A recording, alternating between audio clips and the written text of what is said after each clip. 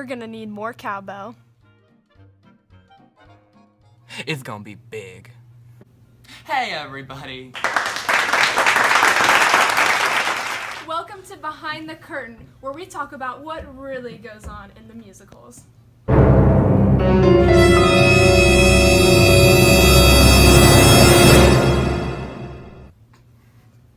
So let's kick things off with some questions we got from our fans out in the community. So our first question is, what are our favorite parts about the plays? So I'm going to let you go ahead and answer that first. My favorite part is just everybody's like a community. It's like a little bitty group all up in their own. Like a family of, in a sense, you know. Like everybody, you care about everyone equally. And it's just a big feeling of togetherness. Yeah, I would agree with that. I love that. I would definitely have to say my favorite part is after working so hard for months and months and months, there's finally a moment when you're on stage and all these people are looking up at you and you think, wow, all that work was really put for something. So that's our favorite part about the plays. Okay. Our second question is George Gershwin really the most important part of the musical? Well, I would say George Gershwin is certainly a really interesting part of our musical. George and Ira Gershwin were actually really two popular people during the 1920s, so it's kind of astounding that they have a part in our play today in 2017. George Gershwin was a famous music composer. He wrote Rhapsody in Blue, which Muzzy Van Husmere makes kind of like a point to kind of hinting at it. And then Ira Gershwin is his brother, and they both appeared together in Muzzy's house scene, and Ira was a famous singer. So I'm not sure if I would say most important part of the musical because all of the pieces come together to make the musical as a whole, but definitely I would watch out when you see George and Ira because they're fun little facts of real people who appear in this show. If you can tell who is them, you should see them after the musical, after you see it, and be like, hey, I saw that you were George or Ira Gershwin. And it'd be really cool, because then they would see that you noticed them. Definitely. Yeah. So thank you for that question. Our final question is, who is in charge of the sound at the musical? And I think that's a really loaded question, don't you, Joseph? There's a lot of people. There's a lot of people who work together to make all of the technicalities come together. I think Luke Bunting is a good head person who works on mics and music, and then McKinnon Anderson and Jaden Norick are two big people who play music for us during rehearsals, and they mark all of the special little music effects and the little sound things. So they're all the time working really hard for us. So I would say that's a big group of people who are making that come to life. So we love our sound crew. They're the best. They're really the best. They we really wouldn't be are. where we are without them. They're always here, like, before us and after us, and, like... They always have to be paying attention to what's going on. So while cast members might not be in every scene, sound crew has to be paying attention the entirety of the musical. Whether it's a half hour or 3 hours, they're working hard. So thank you for that question. We love to acknowledge our amazing crew. So thank you for all those questions. Every episode we'll try to answer at least a couple if you guys keep sending them in, and then you'll just get to know more about the musical before you go and see it.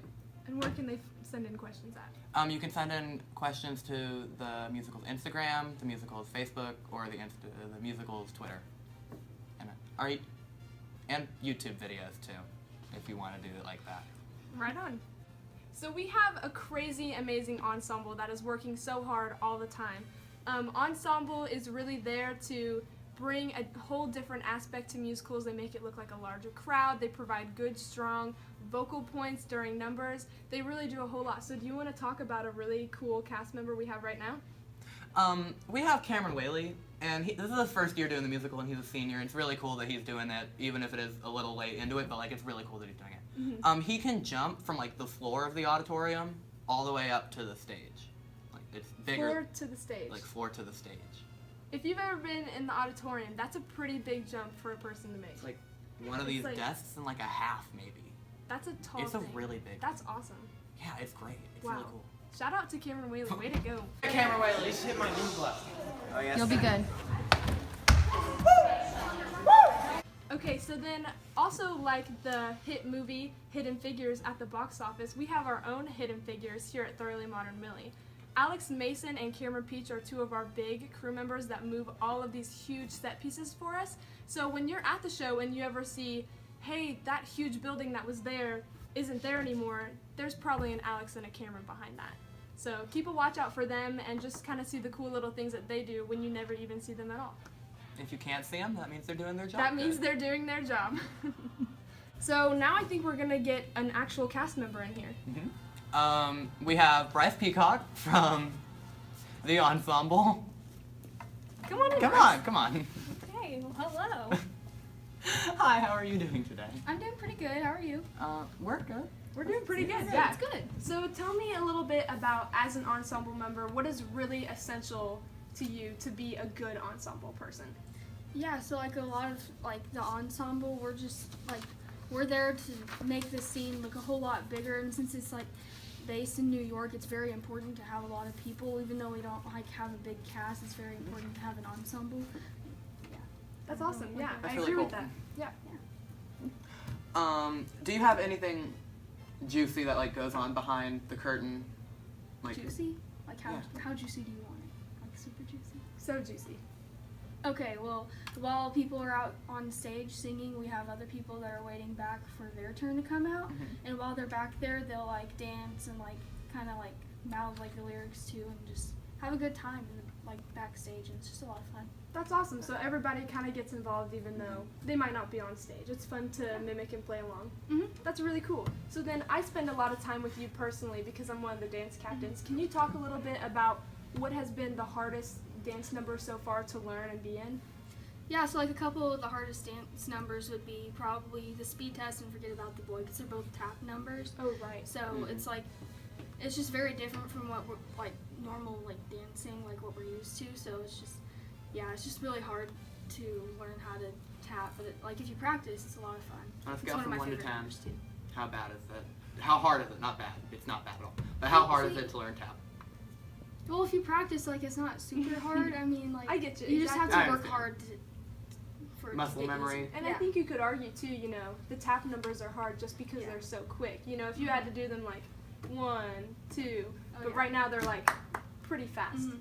Okay, that's awesome. So then, can you tell me personally what has been your favorite number to participate in? My favorite number would probably be the opener because it involves like all the ensemble, and it's just great because I don't know, it's just loud and everyone's getting to see like it's just the very beginning. Everyone sees everything that's gonna be like they get. I don't know. I get you. how to Yeah, explain that's I understand. awesome. That's really cool. The whole ensemble's there, and there's really Yeah. that big effect that, you know, you could kind of feel like you're in a New York City Like it Yeah. seems like sidewalk. there's more people, even though there's not. And then we also have some crazy stunts going on that number too, right from the get-go. Yep. And we won't talk about those, so you better come see them. Really cool. It's gonna be huge. Well, thank you for stopping by Yeah, no the problem. show. And let me just say, I hope you get to be in a lot more tap numbers in the future. I think it'll be really cool if you Alright. work. Thanks.